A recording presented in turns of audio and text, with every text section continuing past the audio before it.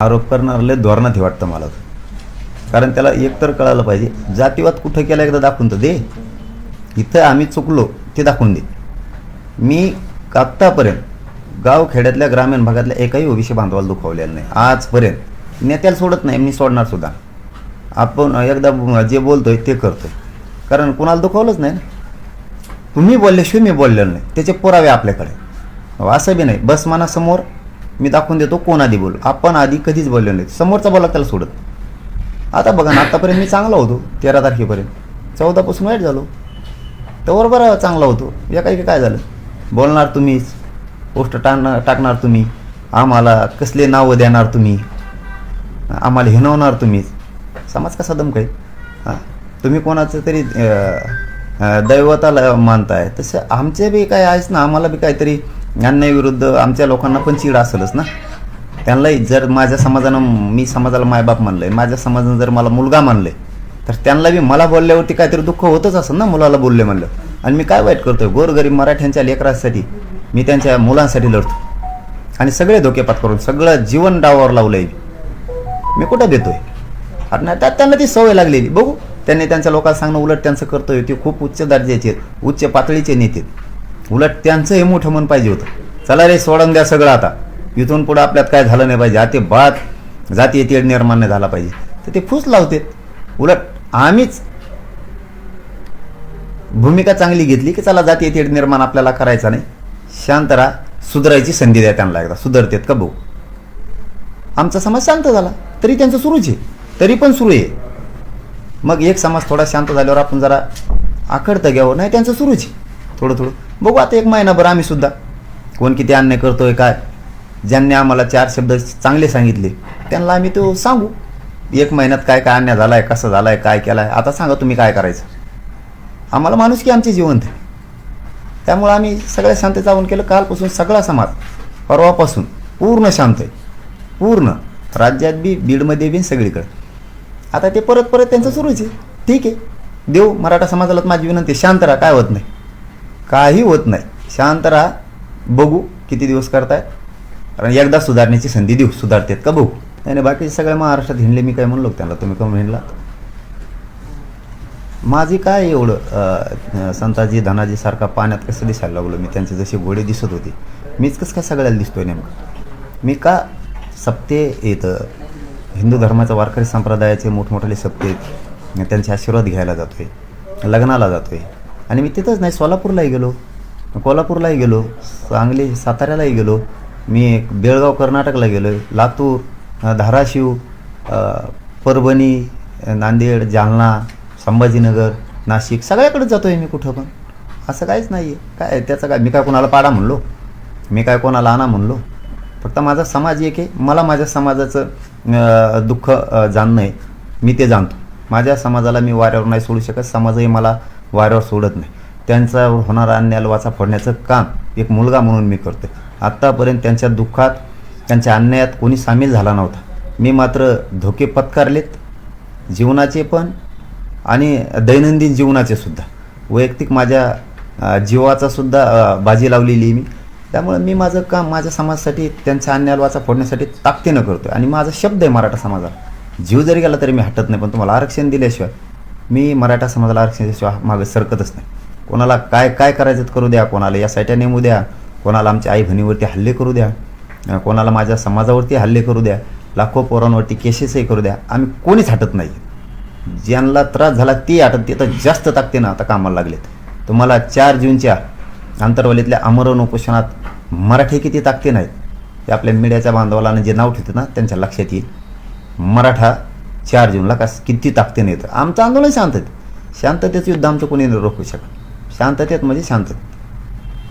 आणि माझ्या समाजाला मी एकदा शांत सांगितलं की समाज पुढं जात नाही, आणि मीही समाजाच्या पुढं जात नाही. आत्तापर्यंत तसा विषय, कालही मी परवा आव्हान केलं, बीडच्या आणि महाराष्ट्रातल्या सगळ्या मराठ्यांशी शांत राहायचं. परवापासून मराठा सगळा शांत आहे, कोणी काहीच नाही. जे लेथे आहेत, जे आमचा अपमान करते, जे आम्हाला हिणवते, त्यांच्याकडे फक्त बघते. कारण माझा समाज शांत आहे हे आम्हाला पक्का माहिती आहे, फक्त आम्हाला बदनाम केलं जातं. काय टप्पा कोणचा असो, शेवटी मराठा समाज आरक्षणासाठी जागृत आहे. माझं महाराष्ट्रातल्या मराठा समाजाला आणि सर्व जनतेला विनंती की सगळ्यांनी 100% मतदान करावं. कारण हा लोकशाहीचा खूप मोठा उत्सव आहे. आपण सगळ्यांनी 100% मतदान करावं. सगळ्यांनी घराच्या बाहेर पडून मतदान करावं. त्यातल्या त्यात मराठ्यांनी तर 100% मतदान करावं. आपले लेकरं डोळ्यासमोर ठेवून, कारण आपला आरक्षणाचा प्रश्न मार्गी काढणं आपली जबाबदारी. आता हे झालं गेलं हे होईल. आता येतील पडतील निवडून, काय व्हायचं तर यांचं होईल. आपल्याकडे लक्ष द्यायला कोणी नसणार आहे. आपले मुलं शिकले पाहिजे, ते नोकऱ्याला लागले पाहिजे, ते सुशिक्षित बेकार नाही राहिले पाहिजे. आपण केलेल्या कष्टाचं चीज झालं पाहिजे हे डोळ्यासमोर ठेवून 5व्या टप्प्यातल्या सगळ्या मराठ्यांनी आपल्या लेकराच्या हितासाठी काम करा. जो सगळ्या स्वैराच्या अंमलबजावणीच्या बाजूनं मराठा आणि कुणबी एकच आहे या बाजूनं बोलल, अशांनाच आपण सहकार्य करा. कारण आपण राज्यात कोणालाच पाठिंबा दिला नाही. कुठलाच पक्ष कुठलाच अपक्ष कोणालाच दिला नाही. यावेळेस तुम्हाला ज्याला पाडायचं आहे त्याला समाजानं पाडा, पण यावेळेस मताची ताकद दिसू द्या. ताकदीनं सगळ्यांनी पाडा. ज्याला जातीकडेच न्यायचं आहे त्याला कोण काय करू शकतो. शेवटी अगोदर निवडणुकीच्या काळात मी चांगला होतो. बघा ना त्यांच्या पोस्ट, त्यांचे व्हिडिओ बघा, त्यांचं काय म्हणते स्टेटस बघा. खूप चांगला होतो त्यावेळेस मी. नुसतं मतदान पडलं तर दुसऱ्या दिवशी सकाळीच माझ्या विरुद्ध सुरू झालं पोस्ट. म्हणजे त्या दिवशी मी विरोधक नव्हतो, दुसऱ्या दिवशी सकाळी कसं काय झालं. आता त्यांना काय असतं ती सवय असते लागलेली शेवटी. पण आम्ही ते विषय सोडून दिलेला आहे. तेव्हा माझ्यासाठी परवाच विषय संपला. कारण एकदा संपला म्हणलं की संपलाच. परवाच्यालाच माझ्यासाठी तो विषय संपलेला आहे. आपण समजदार आहेत ना. माझा समाज समजदार आहे. माझ्या समाजाला मराठ्यांना माणुसकी त्यांची जिवंत आहे. चला पुढच्याला एकदा माणुसकी जर आपली जिवंत आहे ना, पुढच्याला सुधारायची एकदा संधी द्या. आम्ही त्यांना एक सुधारायची संधी द्यायला लागलो. सुधारतेत का बघू. झाले त्यांच्या सुधारणा तर चांगली नसता शेवटी नाविलाज आहे मराठा समाजाचं. नाही आपलं बरोबर आहे. कारण जी स्पीड होती प्रमाणपत्र देण्याची आणि नोंदी सापडण्याची ती कमी झाली, हे अगदी बरोबर आहे. कारण त्या समाजाचा खूप तोटा व्हायला लागला. आता नोकर भरती पण आहे आणि आता ह्या जूनपासून ॲडमिशन पण सुरू होणार आहे. कारण ती प्रक्रिया त्यांनी एकदम थंड केली. काही जागेवर जाणून बुजून केली, काही सरकारनं, आणि काही ठिकाणी अधिकारी जाणून बुजून देत नाही आहेत. म्हणजे त्यांचं जात पडताळणी प्रमाणपत्राला उशीर लावायला लागले. नोंदी असून प्रमाणपत्र सुरुवातीचं द्यायला वेळ लावायला लागलेत. म्हणजे त्यांच्या मनमानीप्रमाणे ते करायला लागले. परंतु मी आयुक्त साहेबाशी पाठीमागच्या आठवड्यात बसलो होतो. तर त्यांचं म्हणणं आलं की थोडं 20 तारखेपर्यंत आचारसंहितेमुळं थोडंसं वर्ग कमी आहे. ठीक आहे, आम्ही ते समजून घेतलं. बघू तिथून पुढं बी ताकदीनं सुरू करतायत का. नसतं आम्हाला पुन्हा रस्त्यावरती न्यायासाठी उतरावंच लागणार. आम्ही मात्र ओबीसीतून आमचं हक्काचं आरक्षण, जे शासकीय नोंदी आहेत आमच्या की ज्या देशात कोणाच्याच नाहीत, आमचं खरं आहे ओबीसीतलं आरक्षण, ते घेतल्याशिवाय आम्ही हटत नाही. काल मराठवाड्यातले काही विदर्भातले काही बांधव आले होते. काल आंतरवाली सभा नाही आहे, आमरण उपोषण 4 जूनला आहे. त्या संदर्भात आली होती की ते सगळेच म्हणणं आहे की आम्ही तिथं येणार आहे सगळे 3 तारखेला. म्हणजे तर मी कसं नाही म्हणू शकत नाही ना. त्यांना मला पाठबळ आशीर्वाद देण्यासाठी यायचं. मी तर लढणार आहे, शेवटच्या टोकापर्यंत लढणार आहे. जीवाची बाजी लावून मी तिथं लढणार आहे. माझ्या करोडो गोरगरीब मराठ्यांना सगळ्यांना आरक्षण दिल्याशिवाय मी नाही हटणार आणि मी कठोर आमरण उपोषण करणार आहे. आणि 4 जून ही तारीख माझी 3-3.5 महिन्यापूर्वीच फायनल केलेली आहे. त्याच्यात कसलाच बदल करणारही नाही मी आणि माझी इच्छा पण नाही. माझ्या समाजाचा आग्रह आहे की तुम्ही उपोषण करू नये, पण माझा आग्रह मी त्यांचा कधीच मोडत नाही आहे. पण माझा आग्रह आहे की माझ्या समाजाला सुद्धा न्याय मिळाला पाहिजे. माझ्या समाजाचे लेकरही मोठे झाले पाहिजे. बाकीचे त्यांच्या समाजासाठी लढले. मी या ज्या जातीत जन्मलो त्यांचं काहीतरी देणं लागतो. त्यांचा मुलगा म्हणून मायबाप मराठा समाजाचं मी काम करतो आणि मी शेवटच्या टोकापर्यंत लढून 4 जूनला मी कठोर आमरण उपोषण करणार. मराठ्यांना ओबीसीतून आरक्षण मिळवून दिल्याशिवाय मी हटणार नाही. तर त्यामुळं काल खूप लोकांची इकडं ओढ होती, तर तेही तयारी करतात. सगळेच येणार आहेत. तर अंतरवलीत 4 जूनला येते. माया आता कम मागायला लागायला लागली.